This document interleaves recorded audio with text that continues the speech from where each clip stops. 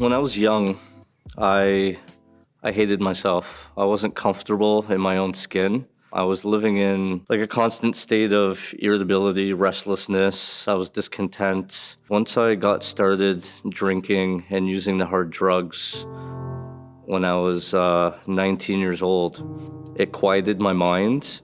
It gave me comfort. Basically, it became my solution for all my problems that I had early on in life. I was still in denial about how severe my problem was. And once I realized I had a problem and I should probably do something about it and call it quits, I was unable to. And that's when I knew I was in trouble. I always woke up hungry. I always woke up in fear. I was in a state of drug-induced psychosis. That voice in my head, that addiction, that inability to choose took over. I would end up at the bar and I would drink. I'd contact my dealer and I'd say just a little bit today. Off and on, I lived in shelters. I would get myself out of the shelter system. I'd finally get a job, get some money in my pocket, get a place to live.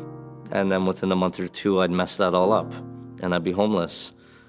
So I'd find places to sleep, local parks. Surprisingly, it wasn't scary for me. It was more of a shame feeling. I wanted you to believe what I wanted you to believe about me. If you knew I was homeless during these times, sleeping on the streets, then you'd actually know me for who I am. I went out like a regular night, drank heavily, used drugs heavily. I wanted to be extra messed up. On the morning of March the 6th, that was pretty much my bottom. Something told me, just pray. And I did that. It was the first time I prayed in my entire life. Prayed for another chance, another shot at sobriety. I knew I needed it, and this time I was willing to do what it took. I don't know what I was expecting to feel or hear. And a few moments later, I made the decision to take my life. I woke up in the hospital. I felt like the obsession had already been removed. I felt like something was different inside of me, in my thinking, in my soul, and I had been given that chance I had prayed for. I decided to buy my first camera in 2021. Saw the images and the quality, and it made me fall in love with photography. When I'm out photographing wildlife, I think that there's a big spiritual aspect to nature. It allows me to be calm. I can be thankful for the things that I have. And I find myself doing that and practicing that when I'm out with my camera. Winter Wonderland in the 6. That photo took me a long time to capture. I was standing in the active right-hand turn lane and it was snowing. Wait until the number changed to 6 and I would just lay on my shutter and take as many photos as I could. I woke up the next morning. I looked at my Instagram. There was multiple Instagram pages that had reposted that photo. And I thought, oh my gosh, like this photo's blowing up.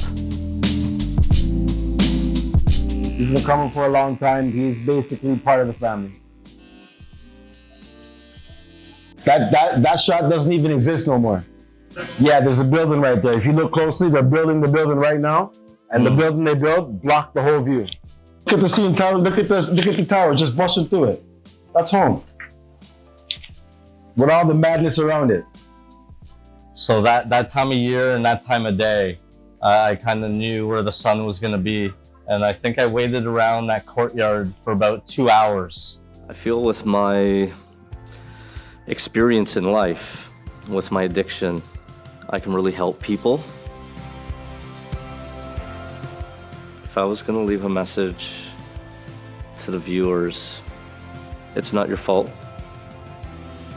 No matter what it is, the consequences are not enough to keep you from deserving a good life.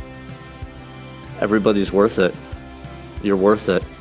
No matter how far down the scale you've gone, there's always people there willing to help.